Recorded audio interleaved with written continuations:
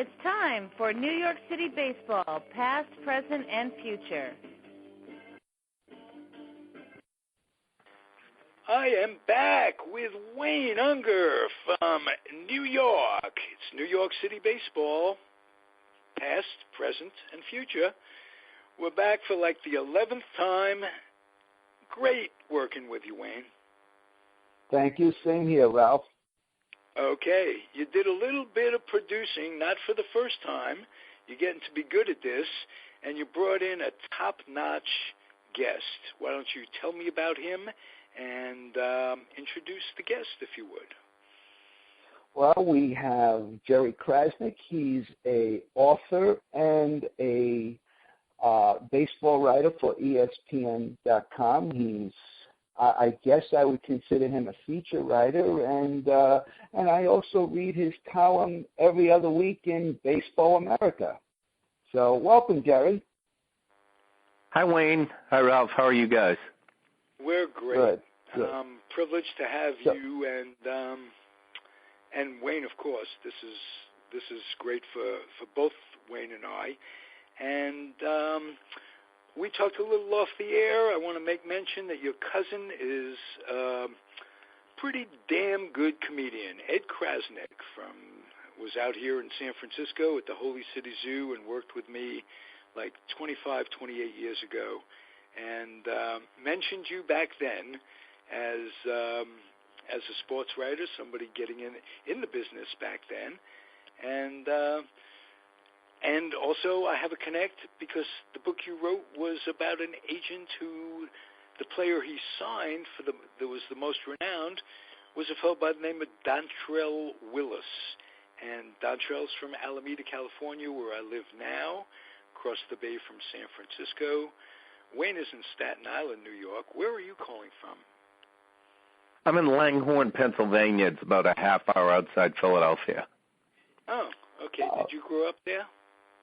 No, I actually grew up in Maine and went to school in Boston at Boston University, and then I've moved all over the place. I lived in Cincinnati, covered the Reds there, and then lived in Denver for 5 years, covered the Rockies, and wrote national baseball for the Denver Post. So I've been here in Philadelphia since, I think, 1998. I wonder if your paths crossed with Mark Purdy at all in Cincinnati.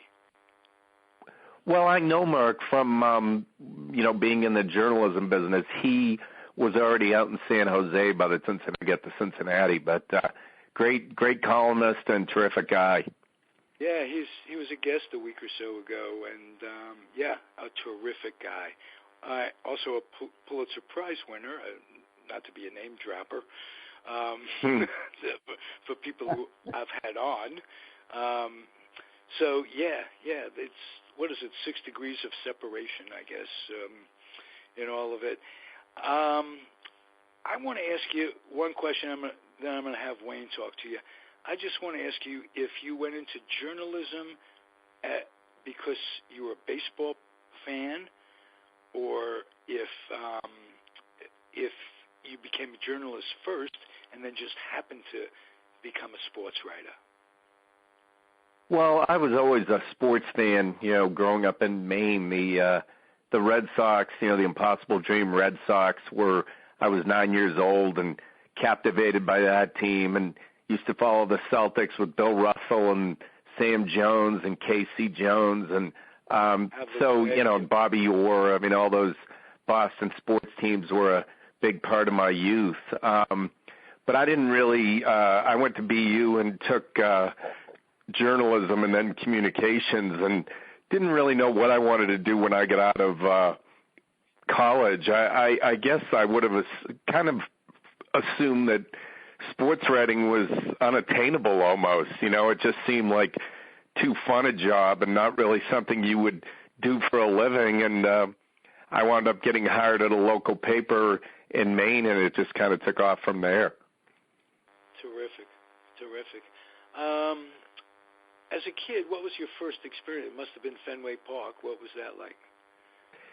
Yeah, my dad took us, I think it was probably 1966, '66 or '67. I was 8 or 9 years old, and I just remember walking into that place and that huge green wall. I mean, it just was amazing. And back in the day, you could get pretty good seats at a Red Sox game. You didn't have to sit there with 38,000 other people. I mean, I think they drew if they drew a million people a season, that was a lot. So it was easier to get. And, I actually, when I was in college at BU, I would get to see some amazing sports events, got to see Carl Yastrzemski's 3,000th hit, and I actually was at the Bucky Dent home run game. Oh, wow. The playoff game between the Red Sox and the Yankees. When there was a tie,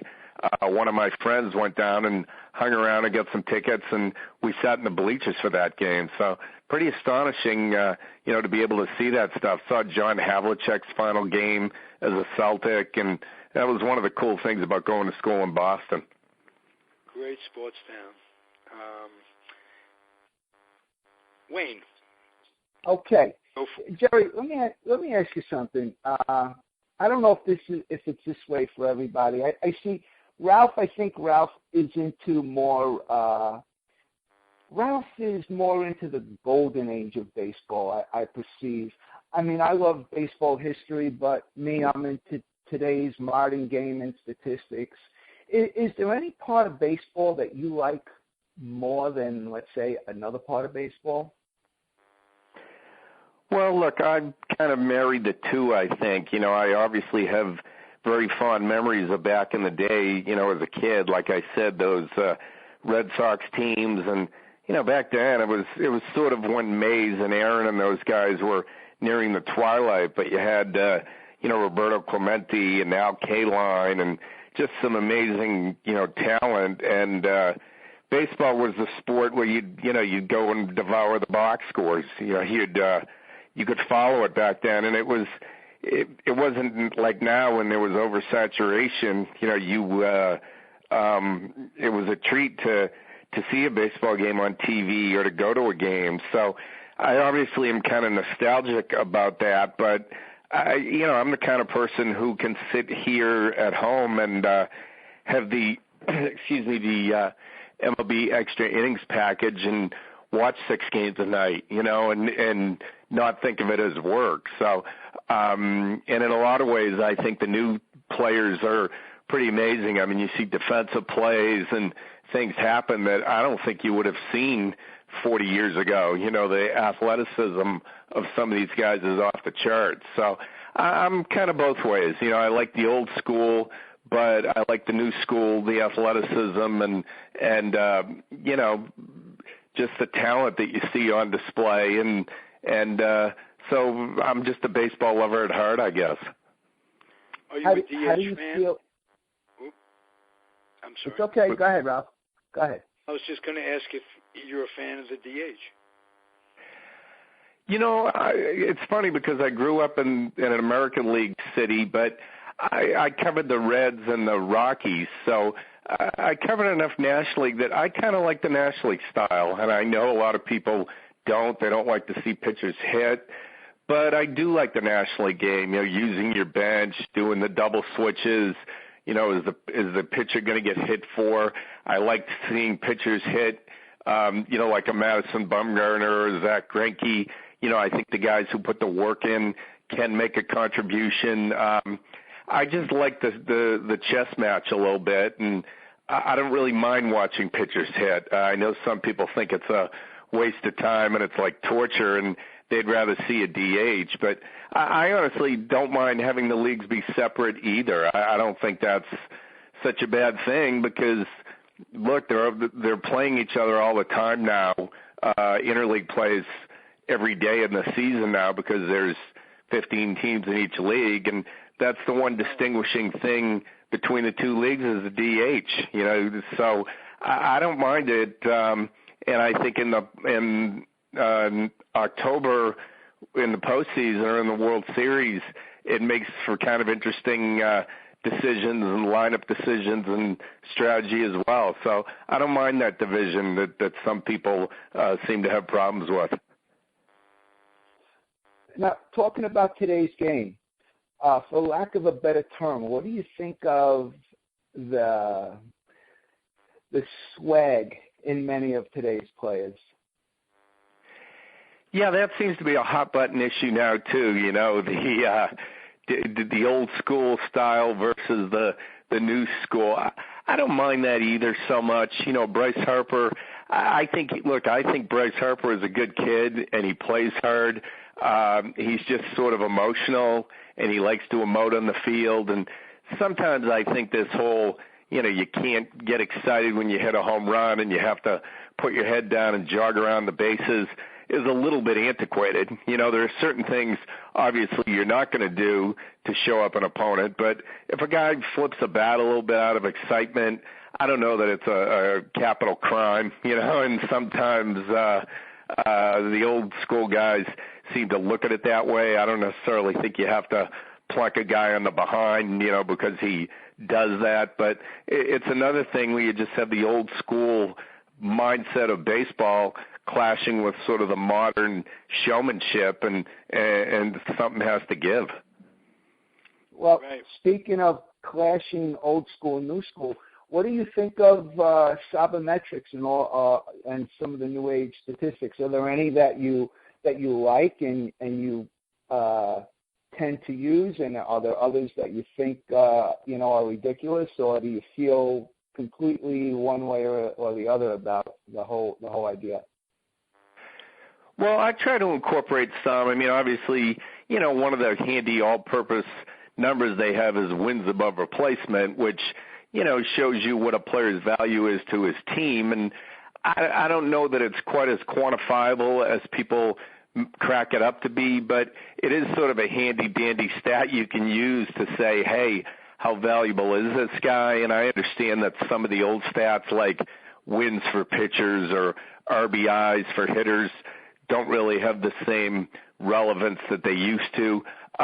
There's a site called Fangraphs that I go on quite a bit, and it'll tell you, hey, you know, what percentage of pitches, you know, how many fastballs or sliders or curves does a guy throw, and it will tell you, you know, how often a guy swings at balls outside the strike zone. Or, you know, I find a lot of these things pretty valuable in writing stories, but I'm probably more of a human element kind of guy. I think if I try to get too much into the sabermetrics, and then I'm over my skis and I'm probably misinterpreting some things and doing readers a disservice. And there's enough people who are really good at that I don't think that's something I have to do quite as much.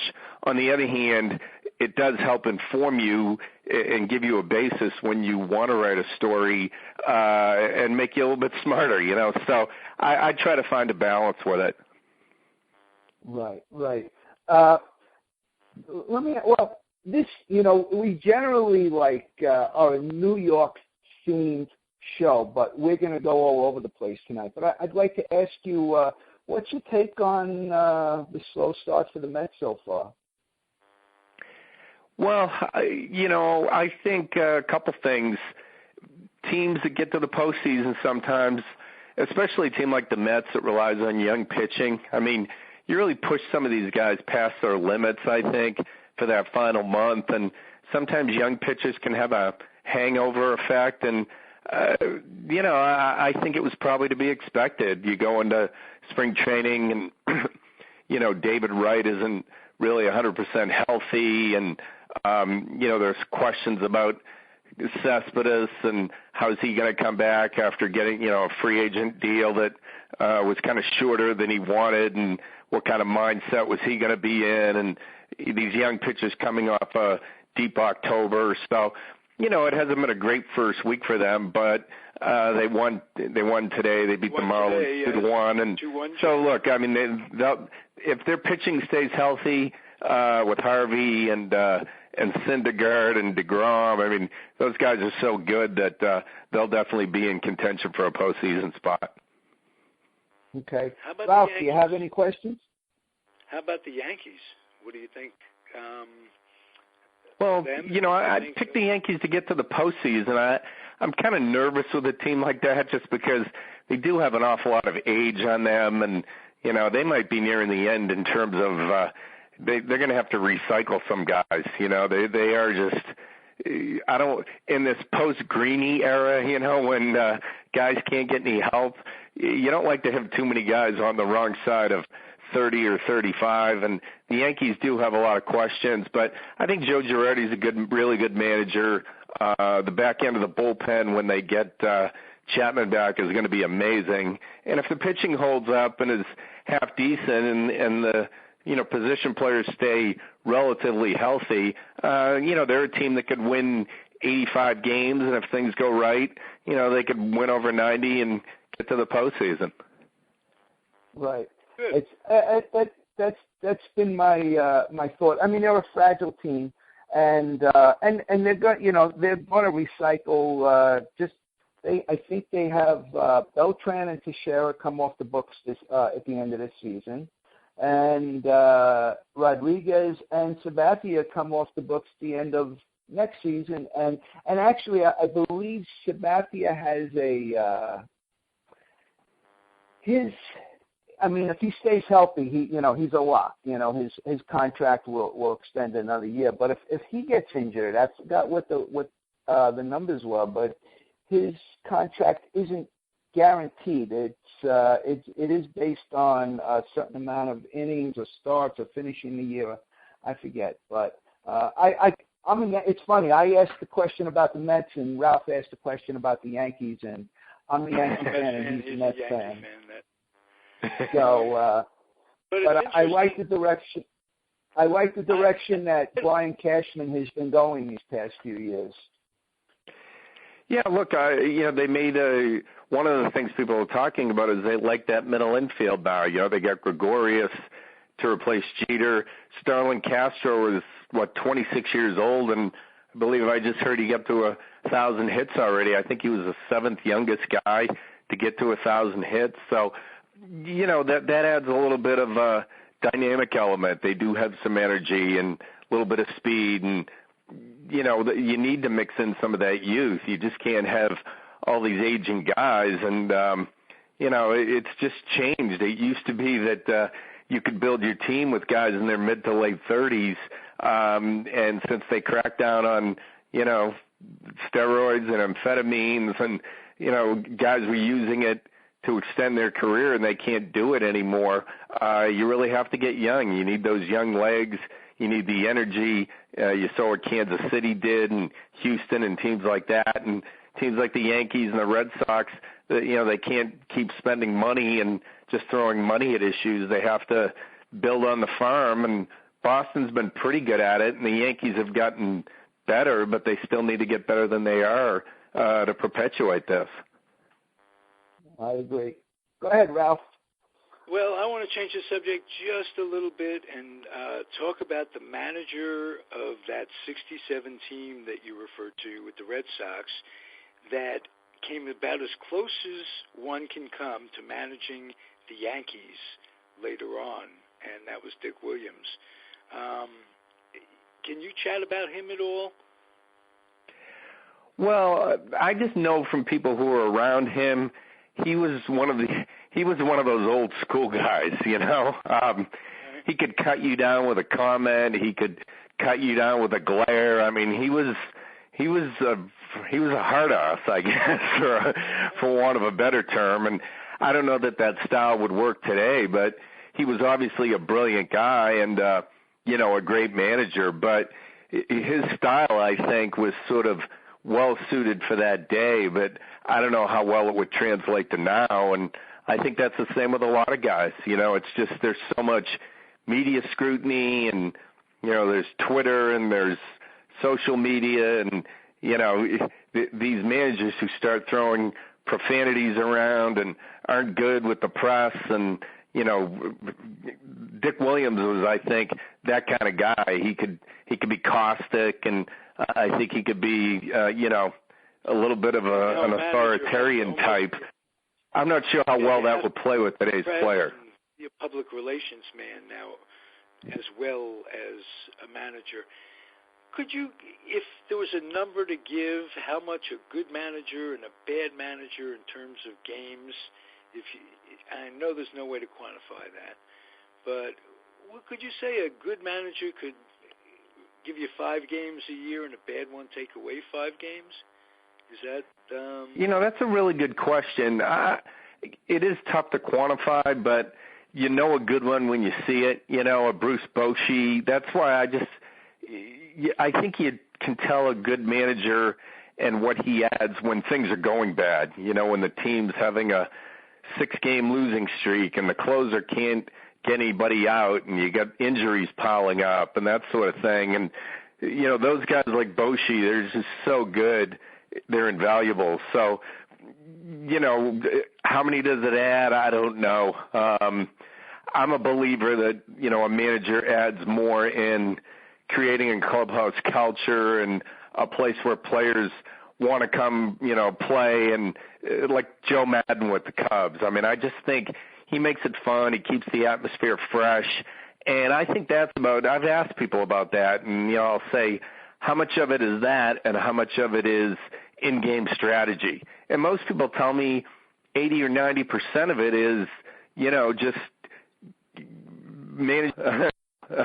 It's not necessarily punting or hit and running as much. So, and I believe that's definitely the case.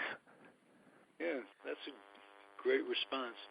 Can we talk about the book that you wrote about, 10 years ago now? It's maybe 11 if my math from Newtown High School would only serve me when it needed. It's called License to Deal, A Season on the Run with a Maverick Baseball Agent. Now, those words, Maverick, and not only that, it was Dontrell Willis who was the most successful of all the people this fellow signed. And Dontrell is from the small little town that I've been living in for the last 20 years across the bay from San Francisco, and that's Alameda. So tell me about how the concept for the book came, how you found out about this guy, and very interesting guy. Dontrell's mother would have this guy sign with no one else. And tell me why. Yeah, I've done this for so many years since the late 80s, and I always found the agents very interesting. And back in the day, you had more sort of the individual proprietor kind of agents. You had one-stop shops. Nowadays, it's a little more of the alphabet soup kind of corporate agencies. But I always found the agents very interesting. You'd call them and they'd malign a GM or they'd complain about this, or they were in the middle of things. And I just thought maybe it might be interesting to kind of follow a smaller agent just to see what's it like to really try to make your way when you have a lot of big time guys trying to steal your clients, and it's tough. The barriers to entry are very difficult. So I wound up finding this guy, Matt Sosnick, who was from the San Francisco area, and called him and kind of explained to him what I wanted to do, and he was right on board with it and said I could follow him around for a year and a half, and go to a draft, when they were representing their draft picks, and go to a card show. And I went on a recruiting trip when he tried to sign a kid, represent a kid. And I just found it very enlightening and actually probably a little bit depressing, because I think probably some people who read my book said they wanted to be agents until they read the book, and then they changed their minds. Oh, wow. That because the bucks are there. If you get a player or two, definitely the bucks are there, but the competition is incredible. What did you find so disillusioning? Well, I think what you find, and you even see it now, is that, in baseball, you'll get a player, say, in the draft, and he'll sign with you, and you'll help him negotiate a draft bonus. And it's not like football or basketball where he might be playing in the league the next year. I mean, in baseball, you could be in the minors for 4 or 5 years, and then you get to the big leagues, and it's 3 years before you get to salary arbitration, and then it's 3 years after that before you get to free agency where you can really make a lot of money. And inevitably what happens is, the guy that is the player's first agent and gets him his equipment deals and does a lot of things, by the time the guy gets to a point where he can make a lot of money through arbitration or free agency, he says, look, I love you, you're my friend, but I need a guy who's more experienced at this stuff because this is my one shot to make a huge amount of money. So a lot of times it's just a lot of agent hopping and shopping by these players, and I think that with the time and that's invested by the agent, it can be very disheartening to get dumped by a guy just as he's about to make a ton of money. Absolutely would be, yeah. But that's human nature, too, and that comes back to the society that we live in. Wayne mentioned that for some reason or another, I have the urge to skip around a little. Do you mind talking about stuff that isn't baseball, the state of the world, state of politics as you see it? I'm okay with that, sure. Okay. Why don't you tell us, I think things are surreal. Both parties are undergoing an incredible amount of dissatisfaction from the people that cause it to get to whatever it is, and but can you just tell me what you feel? I'm just curious. Well, look, I'm a parent. I have two daughters in college. I've been married for almost 30 years, and I think most people on both sides of the divide, I'm a firm believer, most of them want the same thing. They really want a good job. They want a house. They want to provide for their family. They want their kids to be able to go to college. And there's just fundamental ways, that people think it's different. Obviously, if you're on the progressive side, you maybe feel like government has more of a role to give people a hand up. And if you're on the conservative side, you feel like government is the problem. So, I don't mind that, and I think there's a good debate to be had. I hate to be a critic of the media. I just think the way the media is so fragmented now, it really, different media outlets play to their base viewers and get them whipped into a frenzy, and they get whipped into more of a frenzy on social media. And I'm just kind of disheartened at the way civil dialogue has died, and people just spend most of their time either shouting over each other or screaming at each other or trying to take a punch at each other, and I find that very disheartening. I appreciate that. And yes, and the Wayne? Sensationalism. I was going to say, and the sensationalism of every little, piece of news, and actually I should say the sensationalism of every little piece of non-news, has contributed to that as well. It's almost as though I think it's just, I think with all the scrutiny that we have today, because, the term you used, fragmented, I think even with all the scrutiny we have today, I think we are no closer to the truth than we were 40 years ago when we didn't have as much media coverage, and obviously not the social media. Yeah, so social media. Did that surprise you when Twitter and Facebook and all this so quickly, like within a year, it just bazoomed? Now, how did that change? You went from the print media to the internet. A lot of people, when the news media closed down, weren't prepared. What made you prepared to land on your feet?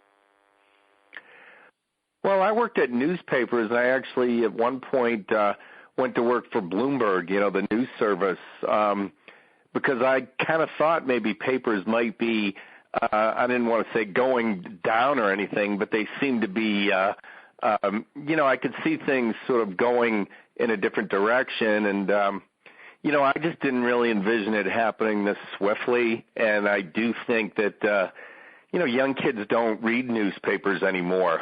And I think a lot of people feel like going on Twitter and getting a 140-character summation of something is being well-informed, and it's not. And it's funny, I joke about it with my wife all the time. Like, we've started to watch more of the evening news, and what do you see? You see all these commercials for physical ailments, Cialis and bunions. It's like, does anybody under age 25 watch any news anymore, or age 40? It's mostly people of my generation. So I really think it's important to be well informed, but I think now the attitude is I'll shout my opinion out there whether I'm informed or not, and I don't really care what you think, and I think that's not necessarily a good thing. Has the nonstop news feed made your job harder? In other words, do you have to put more time into your job because of the nonstop news feed? Yeah, you're hitting on something right there that's really at the heart of my job now, and I think a lot of us who have been at it for a long time don't really care for the trend. I think there's an awful lot of, especially, it's actually worse now in the off season, because people will say to me, well, geez, the season's over. It's great. You're all done. You get some time off. And I'm like, no, this is actually the worst time of the year, because for 3 months, it's all rumors and muckraking, and, this guy might sign here and this team might do this, and everybody's tweeting things. And, I've had people actually post under a faux name, like pretending they're me, reporting a trade that took place. And I'll get a phone call and they'll say, hey, did you just report a trade? And I'll say, no, and it will be like a phony, bogus account. And a lot of us, who work for outlets, national outlets or whatever, have had that story happen where somebody just reports something in our name and then they take their account down. So information is just thrown around so recklessly now, I think, that the standards are much lower, and it's hard to sort of refrain from diving into the pool with everybody else. And, it just has made it a lot more difficult. Right. Yeah, I would think so. I was going to say, I see like the nonstop tweets. I can just always go to Twitter and get an update, and I'm like, I think to myself, like, man, like, can these guys ever take a breath? It's almost as though it's like kind of taken. I know from the outside looking in, like, hell, being a sports writer, that's a great job. It's a fun job, and I'm sure it is. But I look at it and I think to myself, that had to take some of these like, well, this is not what I signed up for, kind of put that perspective into it. So I'm sorry, go ahead, Al. Yeah, no, exactly. That's how it works, and I think it's devalued the scoop. It used to be that, say I worked for a paper in Cincinnati and, there was a trade made or something, or a free agent signing, and I got it and broke a story. There was nothing better than getting up the next morning and having your paper have it and the other paper not have it, and knowing that they couldn't catch up for a whole day. Conversely, if they had it and you didn't have it, you wanted to crawl under a rock. You hated it because it was difficult. Now, if somebody has something, you'll get an email or a text or whatever, and you can usually confirm it in 5 or 10 minutes. So, within 20 minutes, 12 different outlets will have it, and it's sort of like, who really cares who had it first? So that's the way I think about it, and I feel like fans have so much access to stuff. The important thing is to write stuff that gives them some perspective. What does this mean? Gives it some context. And so that's what the challenge is for a lot of us now. I noticed lots of times on Twitter when I see something written, I will actually see, a sports writer say, so-and-so is reporting that, and so-and-so is reporting this. So, I mean, is that just perception on my part, or do you think that at least there's been, writers are giving other writers some type of courtesy, so to speak, some kind of courtesy notoriety as far as like where their source was from, if they're getting it from somebody else? Credit, just some credit.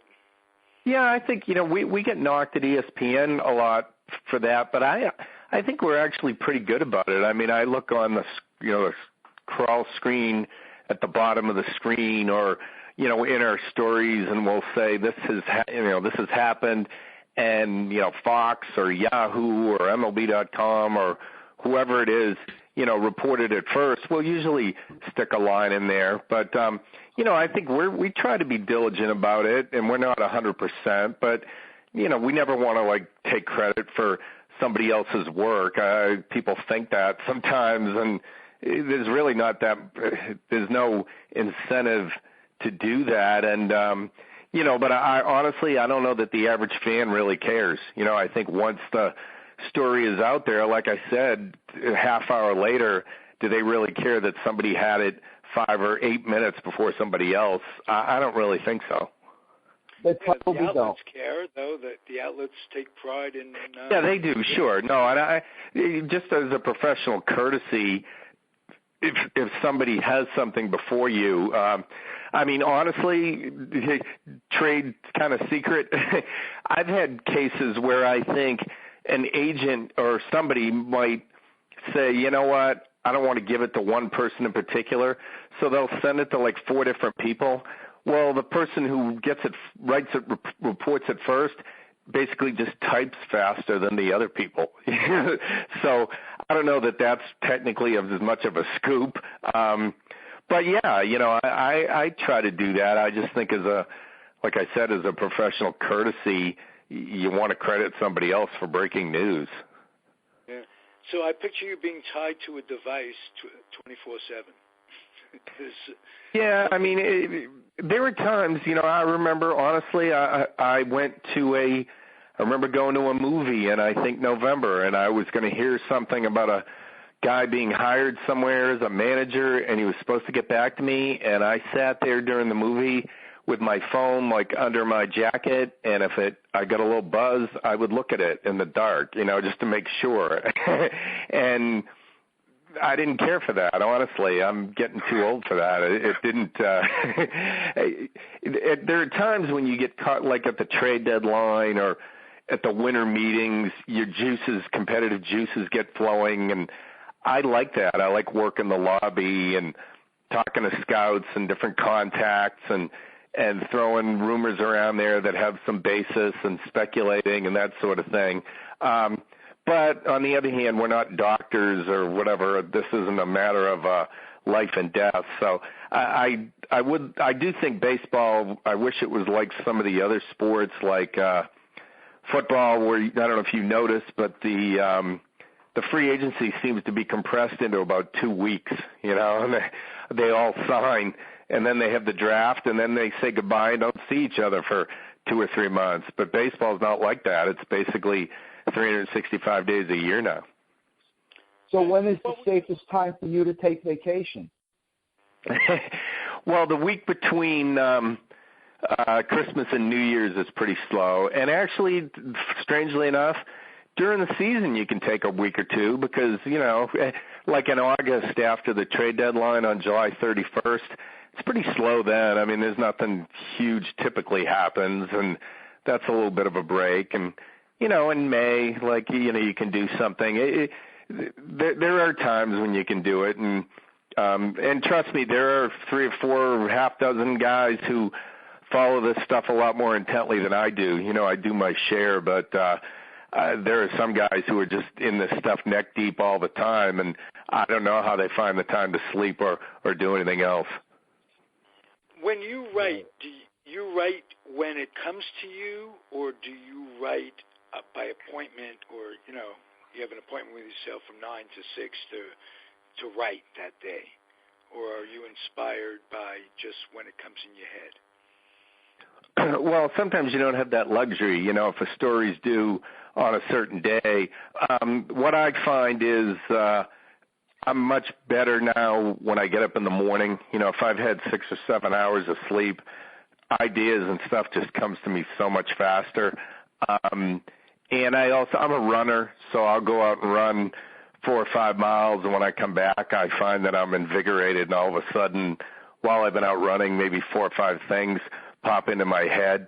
So, but no, and the other thing is when you write so much, you don't have writer's block. If you don't have a good lead, then you write the middle of the story first, or the end of it first, and then maybe something flips, and then you think of something. So that's one of the advantages of writing all the time is that you just, you write better, I think, and stuff comes more easily to you.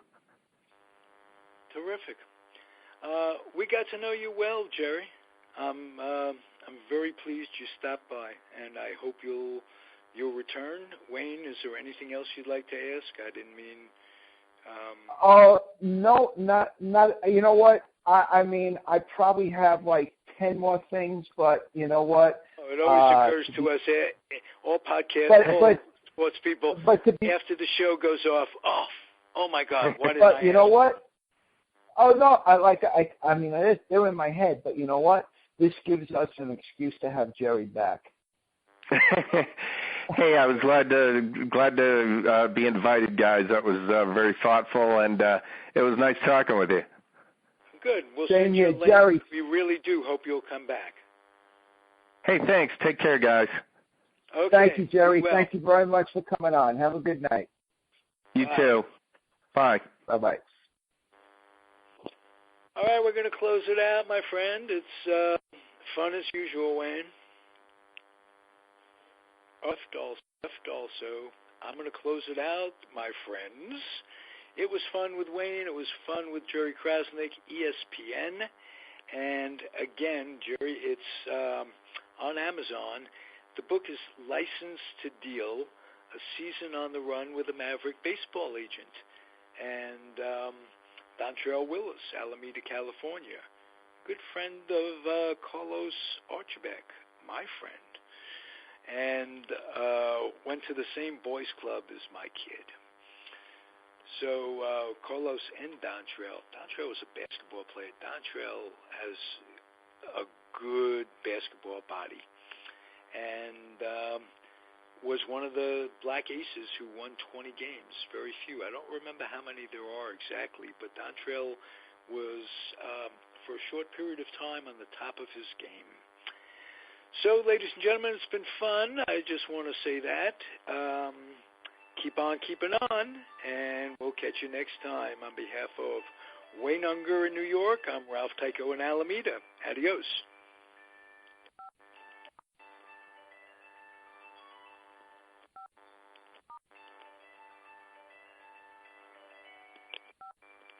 Conference muted.